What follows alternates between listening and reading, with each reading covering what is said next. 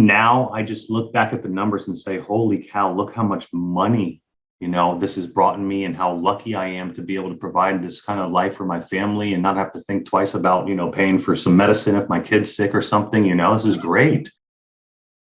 On the 45 homes last year, I had 9 closings last month, 9 wow. Closings in July. So it was a big month. That's a great month. 6-digit month, man. That was pretty solid. But yeah, that was from cold calling, and what I'm doing, my sphere stuff. I'm selling my home. You were looking for listings. Yes. So my script was pretty much going around either a neighborhood I wanted to work in or a price point I wanted to work in. If these are luxury or staying in the middle range where homes are selling real quick and going fast. So I would focus on areas like that, and I would call and say, hi, this is Richie with Remax Realty. How are you doing today? They say, great. What do you want? I say, hey, I don't want to take up too much of your time, but we just sold a home down the street, have some other buyers expressing interest in the area. Didn't know if you had any thoughts on maybe selling.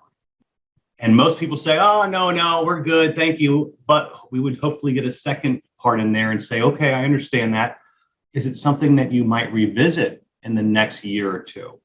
And by asking that next year or two, or is something going to revisit, you'd be shocked with how, oh, actually, yeah, next year I'm retiring. We've got a house in Florida and we're going to be gone. And I'm like, oh my goodness, right? So sometimes you're asking people, are they looking to sell? They're thinking like right this second. But if I ask that second question there, then I got a whole bunch of people that are 1 to 2 to 3 years out, and you nurture those. And you're hopefully finding a needle in the haystack that says, yeah, I'm listing my house in 2 weeks. I'm in the middle of interviewing agents, right? It's after I created all this momentum, and I was very good about posts, Facebook posts, holding a sign, and my people loved me. I was cool with them. We're having arms around. We're doing Facebook, all right. And I did every single one. And I mean, maybe it got annoying to some people, but all of a sudden my friends are like, okay, Richie's actually proven he's worthy of my business. And now most of my business now is coming from my sphere of influence and some past clients. This is Solo Agent World, where we celebrate the accomplishments of high-performing single-agent real estate practices. Hi, I'm Mike Cerrone with Mastermind Agent, and welcome to Solo Agent World, where we celebrate the accomplishments of top-performing single-agent real estate practices. Today, we're talking with Richie Hanna with Remax in Gainesville, Virginia. Last year, he sold 45 homes worth $28 million and earned $550,000 in GCI as a solo agent. His average price was $622,000 with 25% buyers and 75% sellers. He's been an agent for 6 years. Welcome to the call, Richie. Hey, thank you so much for having me. I'm really excited to do one of these. I haven't really done an interview like this online and being recorded, so excited to kind of share my story. Appreciate your time and what you do. And I like the whole solo mastermind mindset that you got going on. And I thought this was a good fit for me to kind of share what I got going on, and look forward to it. This is going to be so much fun, Richie. I can't wait to talk with you and learn more about your business. But before we talk about what you're doing now, let's go back for a minute and talk about what you did before you got into real estate. Yeah, so that's a good question. A lot of people ask me that too when I'm telling them I've been doing this only for maybe 6 years, 5-6 years. And I was in the car business. So I was someone that kind of was never very well, a good student, uneducated. And right out of high school, started working myself at a dealership. And I started washing cars and then became a salesperson. And then I was a sales manager, and I was hiring, firing, training, and running a big outfit out there as a dealer. And that's kind of where I got started. Then from there, I just saw the money, and I saw other people making a good success just being an entrepreneur, an independent contractor, not let alone just a realtor, maybe a landscaper, or other people I know started their own detailing company. And they took off, they worked their own hours. And I said, you know what, I've got to do something else. I worked 15 years at that dealership, and I worked very hard and loved it. And the pay never continued to increase.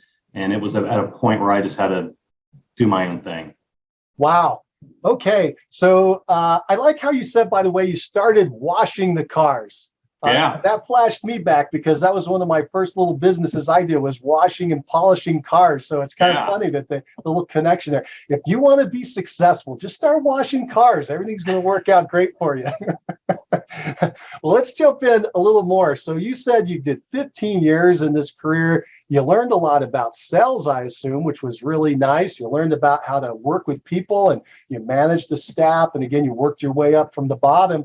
But you kind of alluded to the transition. There's some people probably listening to us. They're wondering, maybe they got a 9-to-5 job and they're wondering if they want to make that transition. You said you wanted to make more money. Big question. The very first year that you got in, what happened? Did you make more money than before? No, it was a complete wake-up call. I was born and raised in the area, tons of friends, very well liked, always out being Mr. Social, and thought the business would come, especially since they knew I had a sales career background, right? And it didn't come. And I tried to call some friends and followed some of the scripts my broker was telling me to use, and it was uncomfortable, and it was terrible. Yeah, the first year was, I'll tell you, I made 35 grand my first year. Wow. How many homes did you sell that first year? Do you recall? 4. About four homes, made about 35 grand. And was that a reduction in your income? How much did you make your last year selling cars? Yeah, car business, I was making mid or 160 to 130 to 160. So I'd say 150 on average is probably what I'd be doing. That's a big hit. Yeah, it was a huge hit. Massive hit, and it was scary, but I saved a nice little nest egg, and my wife was still working at the time, and she was a dental hygienist, so she got benefits and she was making okay money. So I said, you know what, this is the time to do it. Wow. Now you took a 75% hit on your income. You were struggling the first year. What kept you in it? Why'd you stay in it? Why didn't you just say, forget this, I'm going back to car sales? Yeah, so I'll try to make this story quick. My brother has an amazing landscape construction, building pools, luxury living outdoor, and he was just doing very well. And I was like, you know what? I kind of like that more than bugging these people and being a salesperson selling homes. So my mindset was weak, right? I was unconfident. I wasn't well with what I was doing, and I wanted to go work for my brother. Worked with him for about 3 weeks. Still did a couple calls, but I just jumped with him real quick as his assistant guy. And I said, he was good. He was making money, but I saw the money he was making. I'm like, I can do this. Richie, just stick with it. And then I saw a husband and wife team in my office that were very great people. But I felt they were the same caliber as I was, and they were making a ton of money. And they said, we cold call. And I said, okay. So I joined them, and that's where the next year took off. So let me get this right. You saw this other opportunity. You saw a couple that you want to model. They were making good income. They were doing what you wanted to do. You found out they were cold calling. Did you say you joined their team or you mentored under them? Join their team. Aha. Yes. They wanted to start a team. They were just a husband and wife. They left a good team, and that guy was baller, agent, rock star, and they copied what he did. And now I was pretty much going to copy what they did and actually help grow this team. And but I was their first employee, and they just said, this is the script. Here's the numbers, go. And it kept me accountable because now I was on a team and they were paying for this service. So I was in there in the morning every day doing the uncomfortable cold call. What happened the second year in results? Let's talk about that first. Then we're going to go into what you did. Yes. So second year results, I cleared 100. Yeah, I think I did 100 something thousand. You tripled. Yeah. I tripled my business. Yeah. You didn't get up to where you were, but you tripled. You must have seen that things were working out. Absolutely. So in your world, I'm guessing that's maybe 10 to 12 sales that second year from 4 to 12. You tripled up. Okay. And you said you were starting to make phone calls and following a script. Tell us more about that. Well, who were you calling? What was the script? How many hours a day were you calling? Give us some details. Yeah, good stuff. So we had to talk to 100 people to get at least usually one appointment. Okay. We would make 800 calls, 500 to 800 calls between 8 a.m. and 1 o'clock in the afternoon, sometimes 2 or 3. 800 calls, get 100 or so people to answer the phone because the answer rate is about 10%. You're lucky to get about a 10% answer rate when you're cold calling home phones. So you got to call about a lot of people to get those. And those are the numbers there. Yeah. Let me get this right. So you were calling for 5 hours a day from 8 a.m. to 1 p.m., Monday through Friday. You would make about 800 dials where you were punching the numbers in or using a system to do that where it would actually go outbound. And of that, about 100 people would answer. About 1 in 8 would actually say, yeah, about 12%. And if you talked, now we're skipping over, if you talked to 100 people, you'd find one that'd say yes. What were they saying yes to? I'm selling my home. I'm selling my home. You were looking Yes. for listings. Yes. So my script was pretty much going around either a neighborhood I wanted to work in or a price point I wanted to work in. If these are luxury or staying in the middle range where homes are selling real quick and going fast. So I would focus on areas like that and I would call and say, hi, this is Richie with Remax Realty. How are you doing today? They say, great. What do you want? I say, hey, I don't want to take up too much of your time, but we just sold a home down the street, have some other buyers expressing interest in the area.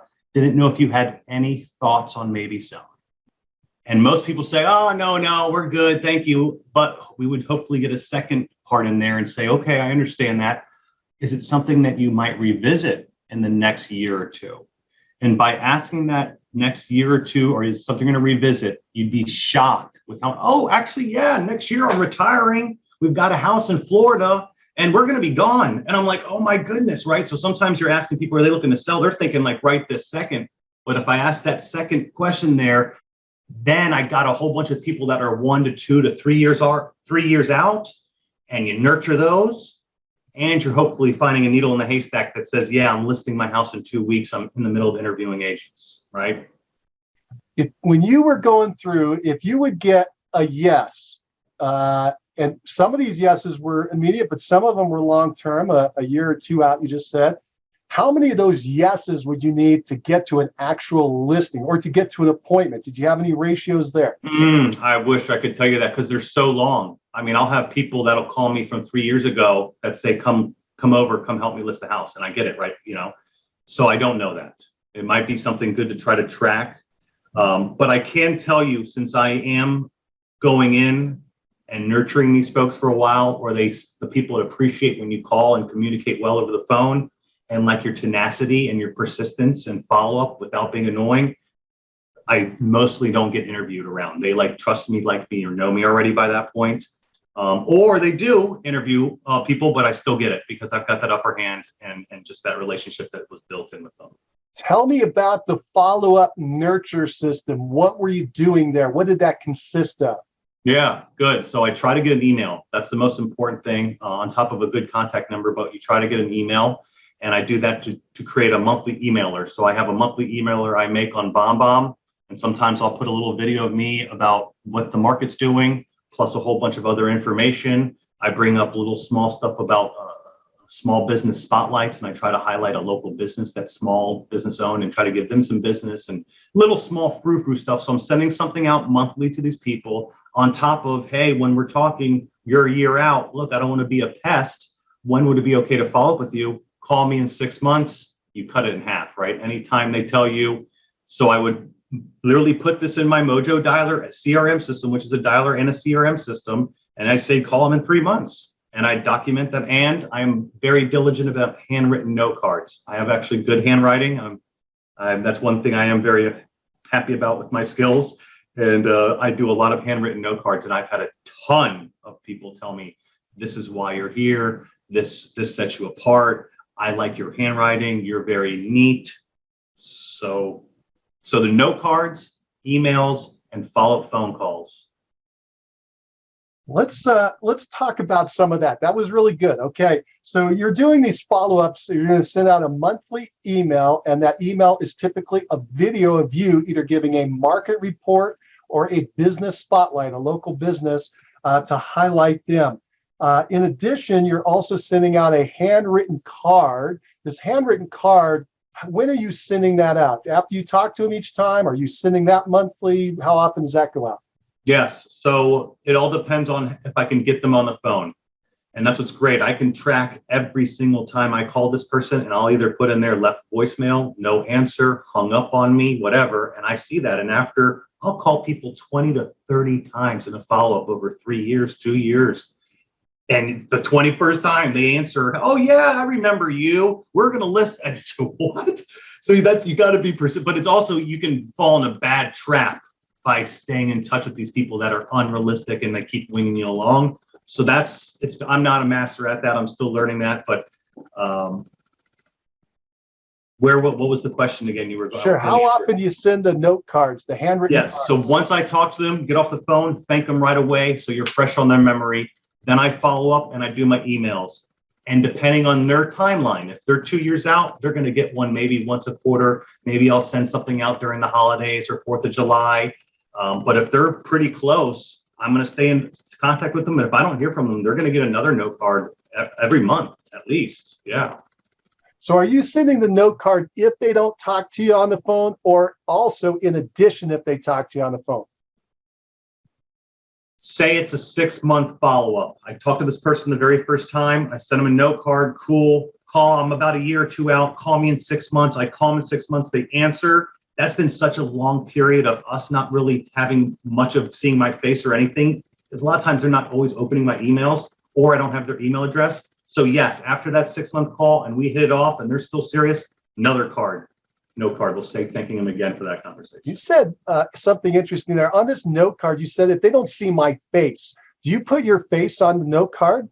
Oh, my business card. Your business card is slid in there, and your business card has your picture on it. And one thing I do, I'll give this little trick to everybody. I buy these stickers from Staples, right? And you can put on there like, thank you, I love your referrals, all the corny stuff. But mine says, look me up on Google and Zillow.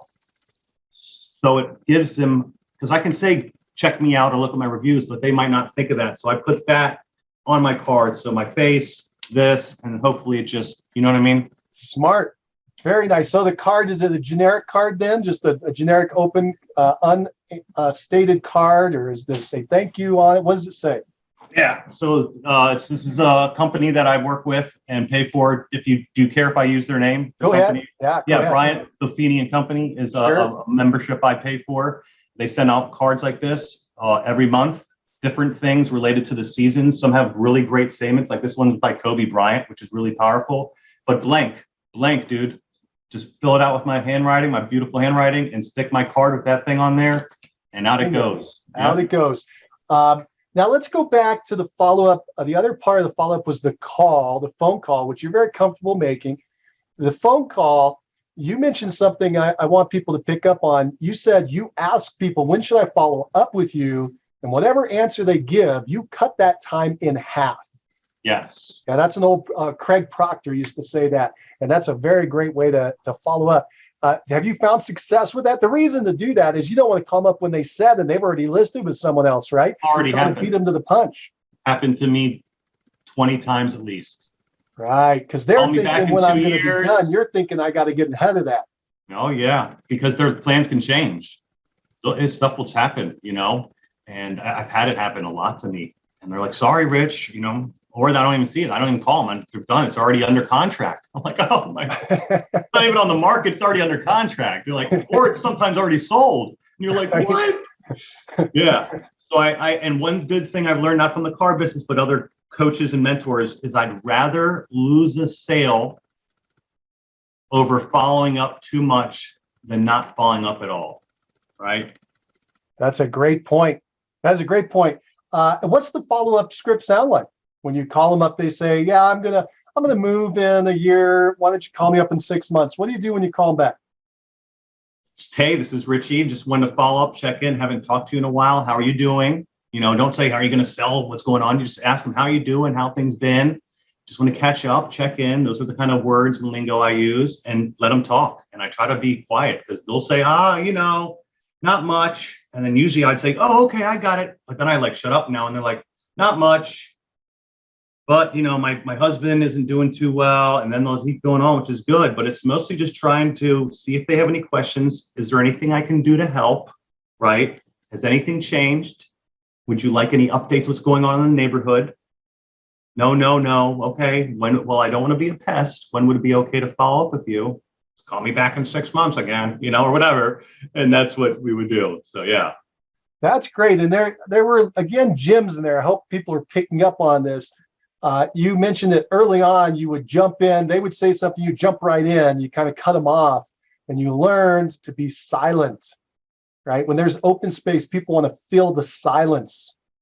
And the get confidence nervous with silence. Yeah, because when you hear silence, I think you automatically get uncomfortable and you're like, okay, yeah, I don't want to bother you. Okay, you're trying to be you're trying to be too nice, and now you just got to be like kind of calm, and you're the pro and you're just calling here to try to help, Yeah, just like a friend would listen.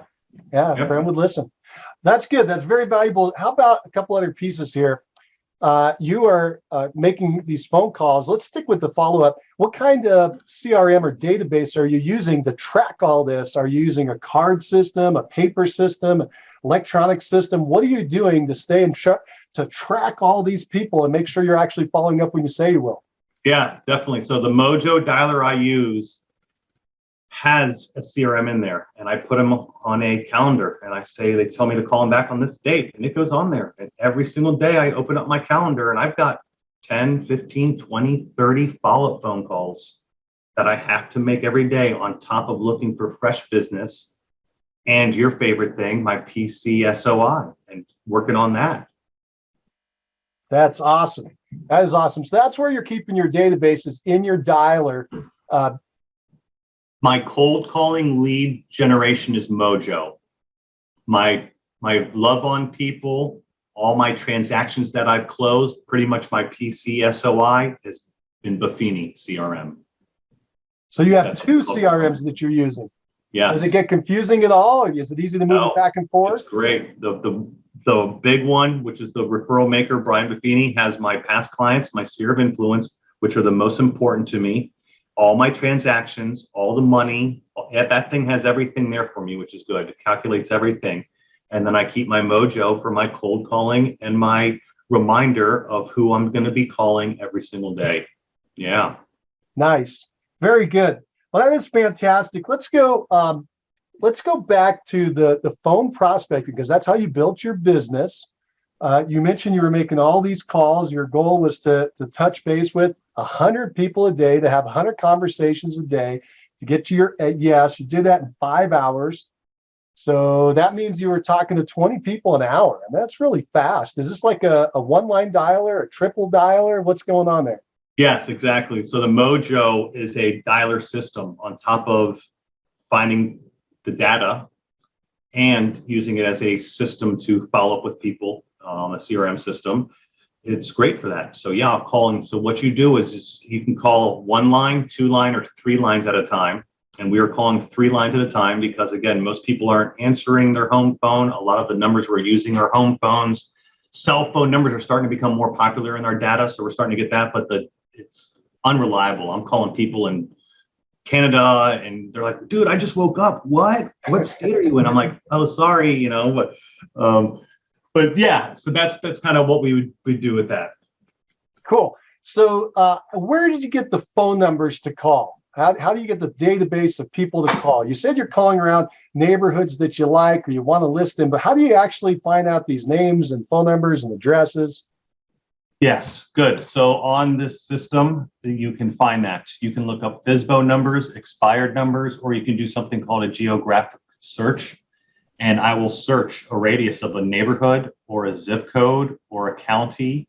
And you would data, and you just literally click a couple buttons and it downloads all these numbers right into my list. It's either my zip code or my neighborhood or whatever. And boom, dials it in. There they go. You click 2 buttons, you're down 3 people at a time. And when someone picks up, boom, it answers, hangs up on the rest. And you just usually have a headset in and you're just taking notes. You're on your computer looking stuff up. And what's cool is when this thing pops up they say, hey, Joe Schmo answered. There's a button you click and it opens up a Zillow and it opens up a Google. So I can do a Google map. I can do a Zillow real quick. Like, oh, well, what do you think my house is worth? I can be, at least you've got these tools right there you can click on. So when you're talking, you got some resources at your fingertips. That's great. Now you said you're downloading it from the system. You're talking about Mojo Dialer. right? The Red X company, right? So no, it's different. oh, Red Mojo X Dialer is different than Red X. Yes, correct. Red X is the competitor to Mojo, just like Vulcan 7 and a couple other ones. Yes. Oh, maybe I lost track. Maybe they split up. Okay. No. Well, good. Yeah. Have you used Vulcan or any other competitors to Mojo? I tried Red X for a little bit, and the team who got me really heavy on cold calling was using this, and that's why I went with the Mojo. And I like it. They're great support, good pricing, data's accurate, and what's even great too is you can find other sources for your data. Crisscross, I think, is another company. There's a couple different ones that you can pay and get lists, unlimited amount of lists of phone numbers, emails, and addresses. You've been doing this now for 5 years, because the first year you weren't making these calls. You learned, you tutored underneath a couple. By the way, how long were you with them? Are you still with them? Or did you go out on your own? What happened there? Right, great question. So yeah, 1 year, I was with them about a year and was kind of kicking some steam and doing some cool things. And I'm like, I can kind of do this on my own. And so I said, look, I love you guys, but I'm going to do my own thing. And we split parts. So yeah, I've been doing this on my own as a solo agent, 100% by myself for 4 years at least. 4 years Yeah. now. Yeah. You've been doing this on the cold call side. What kind of results have you been able to achieve? Like, how many listings are you taking a week or a month or a year? Or, give us some metrics. Now you've been doing this a while. Somebody listening, why would they want to do this? What kind of results have you received? Yeah, good. So like you said earlier, with one of my things, 70, sometimes 80% of my business is listings. And like they say, you got a list to last. I have a family. I respect my time. They talk about having leverage and all this stuff in real estate. And that where I saw, if I don't have this big team and I don't have these resources with all this money, I got to pay other people. What's the best way? And that was it. It was listings. So I can tell people that was the driver for me is one, while I'm doing my social media and I'm doing my fancy emails and my Facebook posts, I'm also calling, right? You're sitting at home making calls and you're working on your business because you have two screens. You got two screens going on. Money, that is so time worthy. You're getting such a bang for your buck. You're not driving all over the place. Very easy for me to do that. And that's why I felt comfortable going that route. Instead of going and door knocking all over the neighborhood and sweating my off, I'm in my comfortable home, in my comfortable chair, staring at a computer, and I'm multitasking while doing other real estate tasks, which is great. Great use of my time. Are you still calling 5 hours a day? Now, the point that I really liked about cold calling as a new agent and why people should do this if you're a newer agent is after I created all this momentum and I was very good about posts, Facebook posts, holding a sign, and my people loved me. I was cool with them. We're having arms around. We're doing Facebook. All right. And I did every single one. And I mean, maybe it got annoying to some people, but all of a sudden my friends are like, okay, Richie's actually proven he's worthy of my business. And now most of my business now is coming from my sphere of influence and some past clients, which is fantastic. And so, no, I'm not making as much cold call to new business, but I am still doing a lot of follow-up to nurturing. And when I get a little slower, or I feel a little bad about myself, I need some more listings, I definitely hone back in. I still try to call monthly, but I'm not doing it 5 hours a day every day. No, definitely. How many hours of cold calling you think you're doing now per week?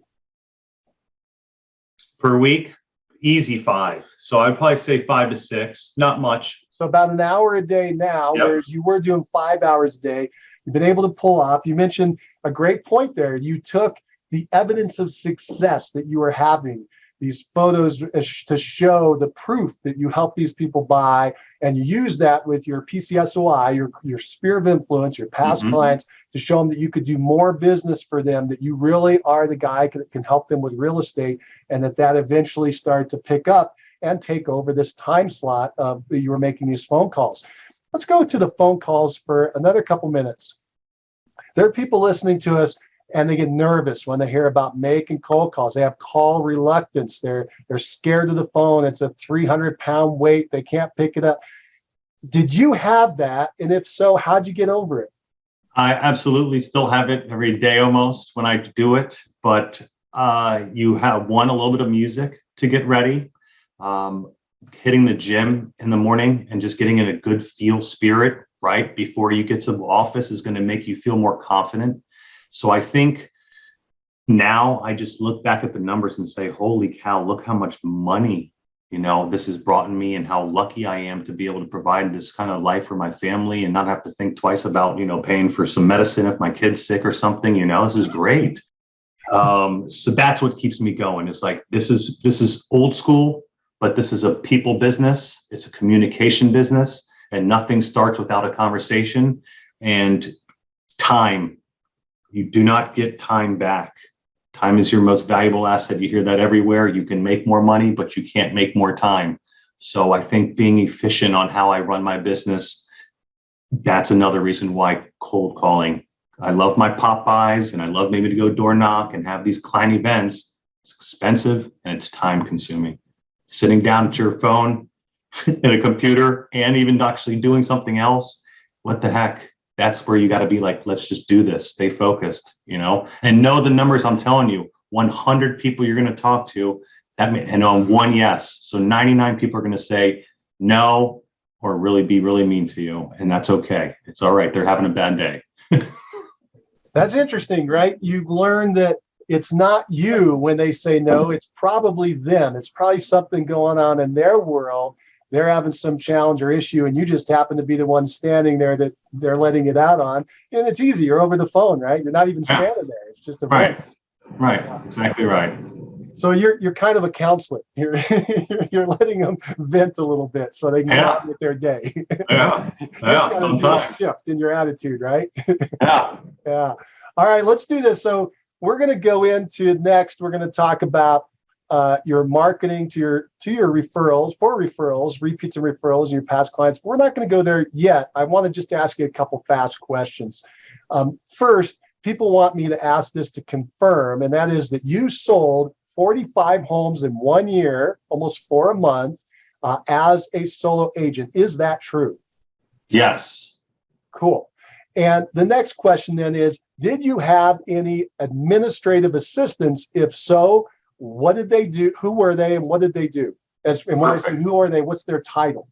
Yes, great. So just to knock on the 45 homes last year, I had 9 closings last month.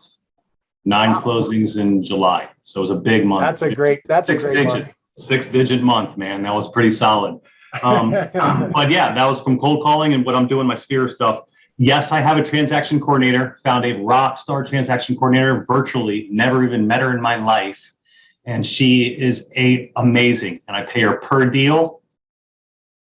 That's it. She's not on payroll. She's not on anything. I just pay her per deal, every single one. And she makes me look great. She stays on top of everything. Excellent use of your money. How much do you pay her? Oh, $250 a deal. It's very low. Closing. Yeah, $250 a closing. And she's a independent contractor, so you don't have to pay for employee taxes and everything else. She can go represent other people and work for other people, and everything is good. That's how that works. Yep. And it works well for you. She's doing so. People, when they get a transaction coordinator, a lot of times they say, "Well, they're not doing everything. They're not doing what I would do." Did it take a while for you to get her up and running and trained in what you wanted to have done? Yes, they need to learn your systems and your processes. They knew all the dot loop or the DocuSign. They've done a ton of transactions, so their systems and how they repeat and stay on top of everything was probably better than mine, actually.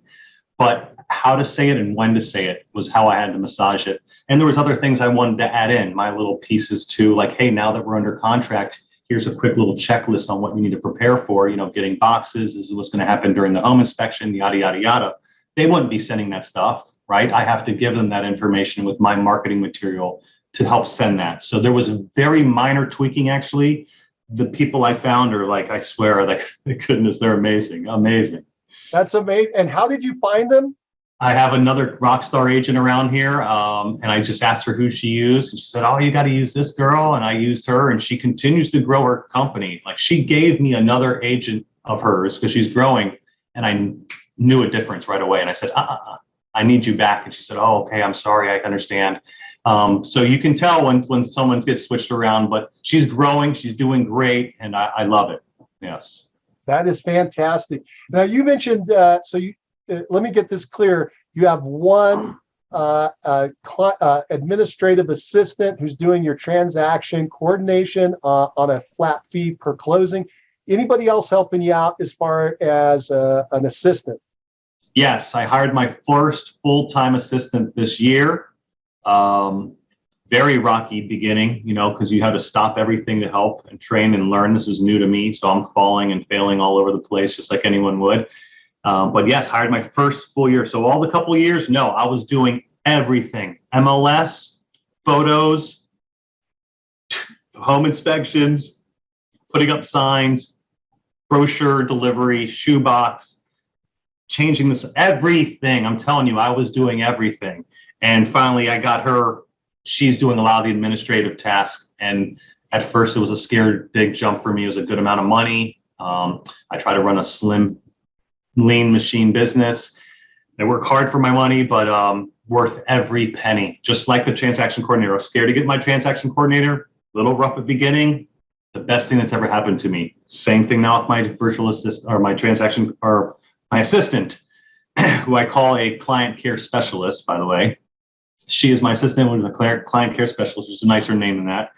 And she's a rock star. She took up so much time back to me where I can not just maybe make more money, but spending time with my family, spending more time on me.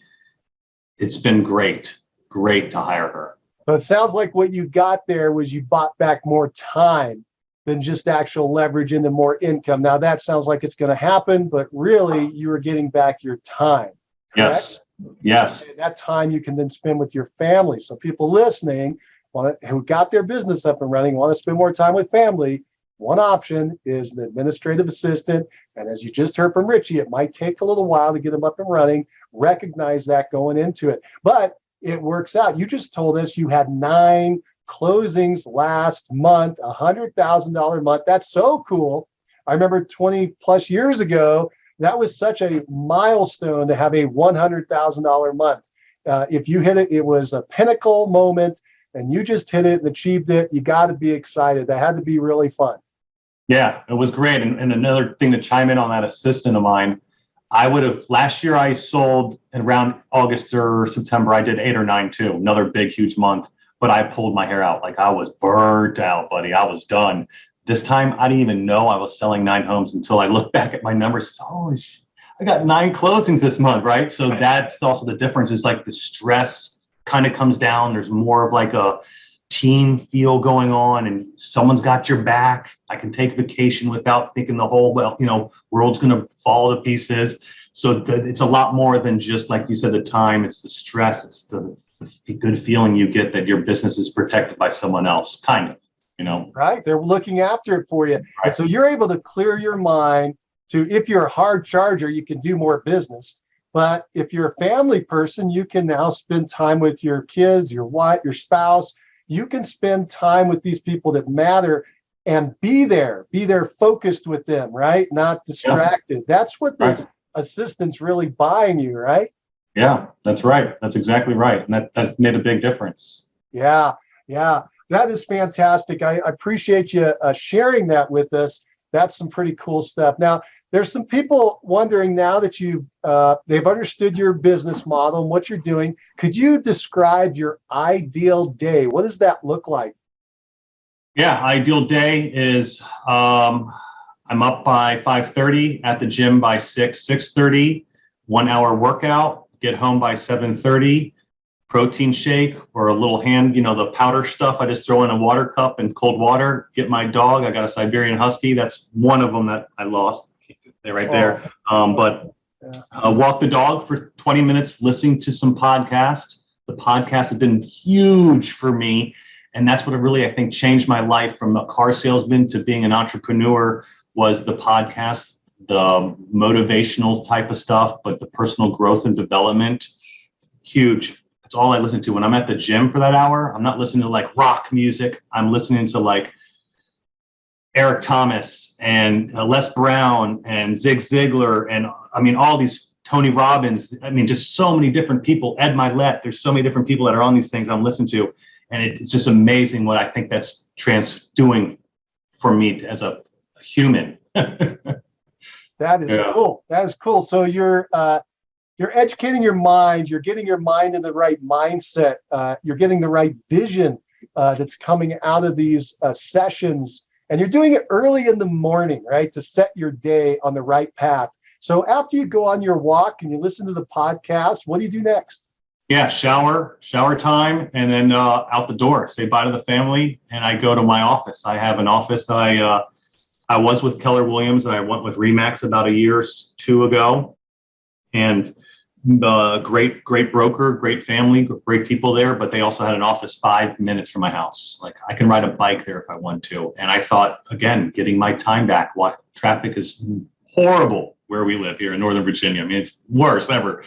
And so I said, look, I can't be sitting in the car for an hour doing nothing. So that was very important. So I do go to the office, which is great. Holds me accountable. I can grow a team there, which got my assistant comes in every single day. We work side by side. And that gives me somewhere where I can zone out from my family and things that would distract me, right? Like I even sometimes when I'm here, I'm looking outside the grass. I'm like, oh, I need to cut my grass. You know, you'll stop. You won't make calls, right? You won't take it serious. So I get out and go to my office, and then I'm there. I'm there in the office till at least noon, and then I get lunch. Sometimes I come back. Sometimes I don't, depending on if it's family or the weather or showings, closings. But if you're diligent with making calls, I think for a long time, you only need to work the morning and you should be okay, you know? What are you doing during that morning time that you're in the office? Straight up sitting down at my desk, and I'll do my follow-up phone calls or I'll make the cold call, 100%. That's always happening from 8 to 10, no matter what. Or I'm yelling at my assistant about something she did. I just Cool. And then in the afternoon, you're keeping that open to go out, listing appointments, showing appointments, closings, inspections, whatever else needs to happen. That's more flexible. Is that what I'm hearing? That's exactly right. Exactly right. And then what happens as far as evenings and weekends? Are you working during the evenings and weekends? Are you able to get home? What's happening? What's the reality? The reality is by 5:30, 6 o'clock, yeah, I've got a lot of listings going on. So if an agent's going to call me about a deal, I'm going to pick it up. And sometimes I might work till 8 or 9 at night, but I'm not working 8 a.m. to 9 at night, right? I'm working 8 to noon, do a little bit if I have it. And then if stuff comes up here and there, yes. But most of the time, no. I'm not taking a call with you right now at 5 o'clock, not doing anything. After this, I'm going to go eat some dinner with my family and maybe do a couple of emails. But no, I'm not grinding crazy where it's just overwhelming. You know, don't get me wrong. I'll still get in there and I'll hustle, and I will do the 5 o'clock and some weekends. But most of the time, if you're a listing agent, you can control your schedule good enough where you don't have to work that much on the evenings and the weekends. The assistant that you have, the client care manager, client care specialist, I think you called her. Yeah. Is she W-2? Is she an employee? Are you paying her and taking out taxes? Are you doing that yourself? Did you hire a service? What are you doing? Yes, great. So I hired ADP, probably one of the most expensive accounting ones. I try to go with all the cheap ones. I couldn't get anyone on the phone. It was the most frustrating process because you need your SCC, your federal ID, your LLC, your S-Corp. I was like, what the hell are you? I was losing my mind. So yes, I do pay, and it's worth, again, the penny. It's not cheap, but it's not expensive. It's $50 a month or something, and then they charge you for every check you cut or something. But yes, I pay for a system, which is ADP, to pay my taxes out of my checks that I'm doing and to manage all that. Yes. That's for your employee. Are you doing your own books? Are you having them do your books? Are you paying yourself a W-2, or how are you handling that? So since I'm an S-Corp, supposedly you're supposed to have to pay yourself some sort of salary. So yes, I'm paying myself a salary from that. And out of that salary, I pay taxes out of that. So I cut my check. I still cut myself 10 grand a month. And out of that, they automatically take out the taxes that need to be paid to whoever they need to be paid to. And it's all documented, done by one click of a button, and I'm happy. I don't have to worry about anything else. That's fantastic. Let's do this. Let's get back into some marketing. You mentioned that your business has shifted over time. You started with the cold calling, you were fresh. Basically, what I was hearing is that you're speared. You knew a lot of people, but they weren't convinced that you could help them yet. So that took a little bit to build up that confidence on that side with them. And so you went out and did the cold calling. You proved yourself with strangers, so to speak. You were just randomly doing these call arounds. You cut your teeth on it, got good at it. But then over time, you shifted, and your business is now much more repeat and referral. In fact, what percentage is it? I think I saw that. You're about 70% now, repeat and referral. Does that sound correct? Yes. Now that's also my sphere of influence. Right. I guess you kind of put that in there. They're not really Past referrals. clients, They're just people that sphere of influence. Yeah, but they're people that kind of know me and saw me on Facebook and say, hey, I saw you sold Jimmy's mom a house, and now I'm thinking you've been doing a great job. Can you help me? And I'm like, yeah. No one actually referred him to me, right? But that is your sphere of influence, I guess, right? Because he's a Facebook friend. So yeah. So that repeat, referral, and sphere of influence is now, that much. Let's talk about what you're doing to make that happen today. So do you have an annual marketing plan, a plan that you have for the whole year to go out to these past clients and sphere of influence to keep yourself in front of them? You said that very early on. You want to keep your face in front of them so they don't forget you. What's your plan to do that? Help us see what it looks like, an outline over the course of the year. What's the annual marketing plan? Yes, so I wish I had it with me here, but it's a thing that I use and pay for through the Buffini and Company referral thing. But yes, they have every month, and they have in there, what are we going to do as far as a pop-by? Are we going to do a client appreciation event? How many note cards we're going to be sending out? And so, yes, I have one done. Do I follow it?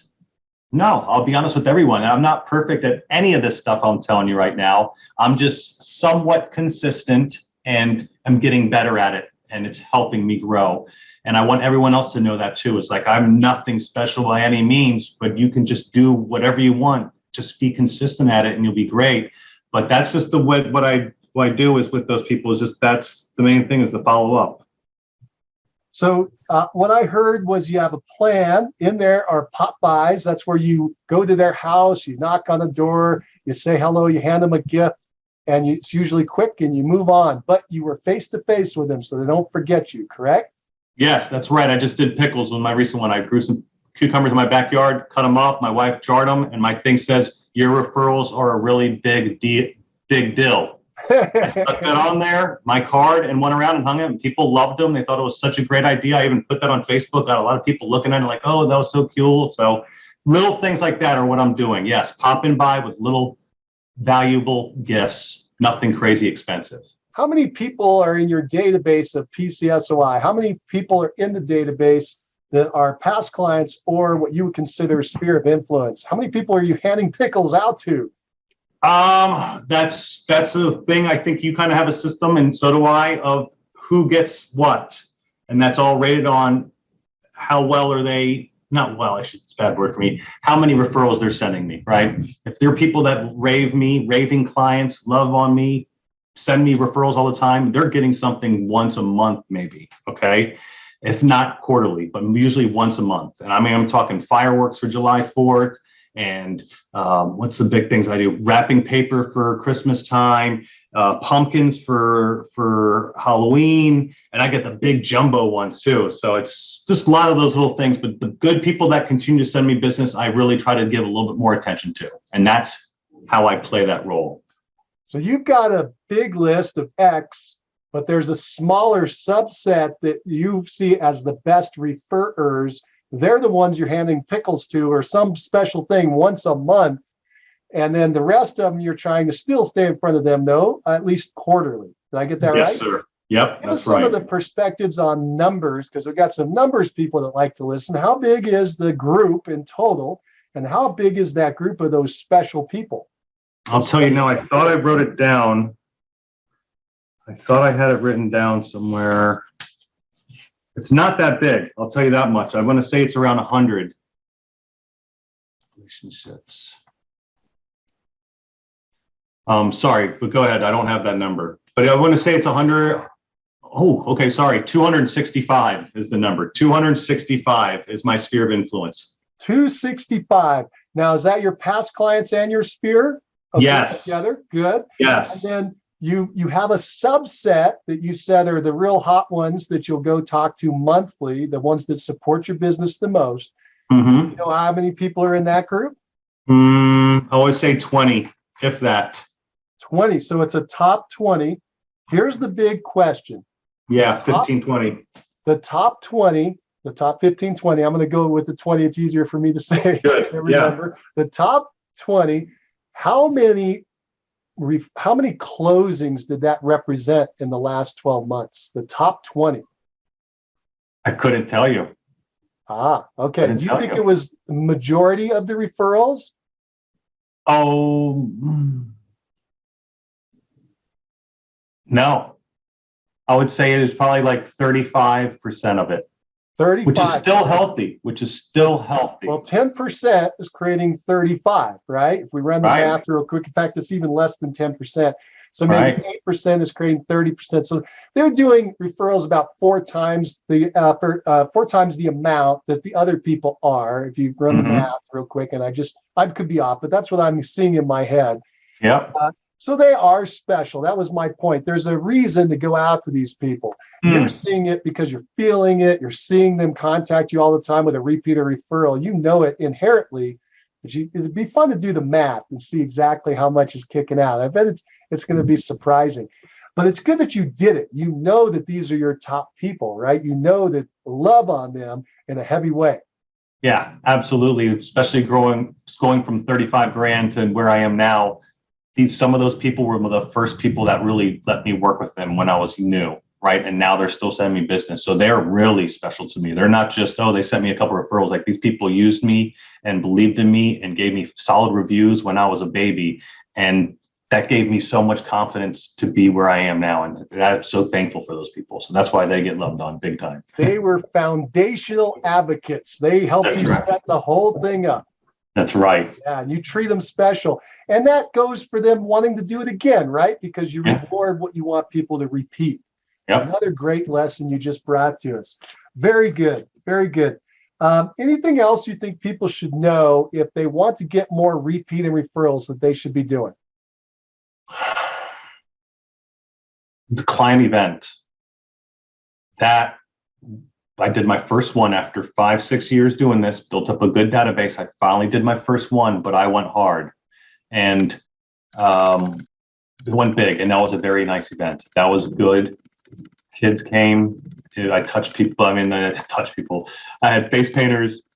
It was a very touching, great event where people saw and got the vibe and was feeling everything. So that, I think, client events do make a big difference and separate you and show that you really care, and you will stay top of mind of those versus, a magnet that you send them with the, football schedule on there. So what was the event? Brewery. I sent everyone to a brewery, hosted a private area with its own bathroom, its own bar. I catered food, a very nice restaurant, barbecue catered. I've got catered food, and I had open bar, and I invited 100 and something people, 80 RSVP'd, and 45 showed up. And it was families. So as far as 45, I would say probably 45 groups came. Yeah, 45 groups with families came by. It was great. Great time. Great time. Actually, did you get any business directly out of that? No. But it's going to come. Oh, I got people talking that because when I was there doing a big raffle, I raffled off a couple of gifts, And I talked about how thankful I am for your referrals, and my family was there, and like, this is how you support my business and my family. And they're like, holy cow, we get it. Like, this is how this guy makes a living. I'm like, yeah, what do you think? I get salary here, people? Like, come on, I need them. So that, I think, really honed into people like, man, he really cares. And this is a real deal to him. We need to take it more serious too. So with your experience with events now, would you do more? Would you do another event? Do you have any plan? Yes, the next one I haven't have it locked in yet, but the next one is, instead of me going around dropping off pumpkins like a madman again, I'm going to take them to a pumpkin patch, and I'll pay for everyone to get in. It's a nice, big, huge farm, and it's like a market, and they have rides and sleds, and they can pick their own pumpkin, and I'll have people just come and have a blast there on me. I think that's what I'm going to lock in. Yep. Cool. So 2 a year I'm going to try to do. Well, Richie, we have a pretty good view of what your business looks like now. Thank you for sharing that with us. The next question people are going to have is, they've heard you got some expenses, although they think maybe you don't because you're doing the cold calling. So they're a little confused. Help us out. Are you profitable? Yeah, big time profitable. I would say very profitable. Are you going to ask me a number? I am. That's the next question. What percentage do you think is your net profit? The percentage. Net profit. Bring in $100. How many falls to the bottom that you can use before you pay taxes? Before I pay taxes, because taxes are killer, man. Oh man, I'm up at 70%. I'm keeping 70% of that money. Easy. There's no I'm not paying for any leads. I'm buying some popcorn and some pickles and a couple this and that. I'm doing handwritten note cards. That thing is very cheap. These are some very low cost, old school, manual intensive type of stuff. And it pays off. It's been great. I don't have a big split. I don't have to pay all this money to all this advertising. Fantastic. I'm saving a lot of money, and that's what made it so much easier for me to hire out some of this business. Is I was being smart with where I was spending, and thinking I'm doing it right. I'm sure I'm spending money in the wrong places too, but continue to work on that. That's awesome. Well, Richie, if you were going to advise a brand new agent just getting in the business, what would you tell them to do first? Fail as much as you possibly can. Do not think about learning the contract inside and out and having to know every addendum. Get on the phone and talk to people. The more people you talk to, the more homes you're going to sell. Period. That's great advice. It all comes down to conversations. And I hear it, and you hear this too a lot from a bunch of very highly successful people. You have to love or learn or like what you have to do what you don't like to do when you don't want to do it at a very high level if you want to be successful. So I don't want to make cold calls, but I do it, right? Certain things you don't want to do, you just do, and you get good at it. And that's what will help you grow faster than Facebook and anything else like that. And it's paid off. Well, Richie, I've come to the end of my questions for today. Do you have any parting thoughts for the listeners? No, I think, if I can do it, anyone can do it. Really, I still feel unconfident, uneducated at times. This market is shifting, that's coming around. And I think your relationships and your referrals are going to be the people that keep you in business during these times. I really do. So those are the people you need to work on and focus on, because they're going to help you get through something that might be coming, right? Very good. Very good. Well, Richie, this has been a lot of fun. Thank you so much for joining us today. Yeah, thank you guys. It's been very nice. I appreciate you having me on. Thank you, Richie. Well, that's it for now. Thanks for joining us on Solo Agent World. Keep moving forward. Bye.